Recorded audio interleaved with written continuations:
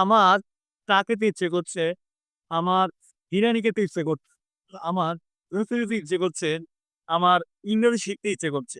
Hello everyone, this is Arab for you once again.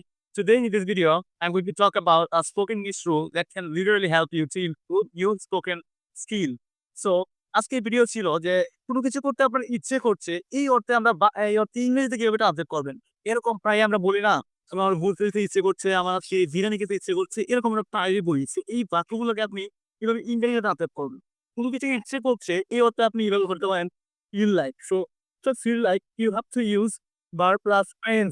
তো feel like এর পরে আপনাকে verb plus ing ইউজ করতে হবে। এটা ইউজ করে আপনি চাইলে শত, শত বাংলা বাক্যকে খুব সহজেই ইংরেজিতে ট্রান্সলেট করতে পারবেন। যেমন আমি যদি এক্সাম্পল গুলো দেই, আমার বিরিয়ানি খেতে ইচ্ছে করছে, I feel like having biryani. আমার চা খেতে ইচ্ছে করছে, I feel like taking a cup of tea. আমার ঘুরতে যেতে ইচ্ছে করছে, I feel like hanging out. আমার ঘুমাতে ইচ্ছে করছে, I feel like sleeping. আমার ভিডিও বানাতে ইচ্ছে করছে, I feel like making video. So এভাবে চাইলে আপনি কিন্তু আপনার দৈনন্দিন জীবনের কথাগুলাকে এই সহজ রুল দিয়ে ছোট, ছোট বাক্যগুলাকে খুব সহজেই ট্রান্সলেট করতে পারেন। সো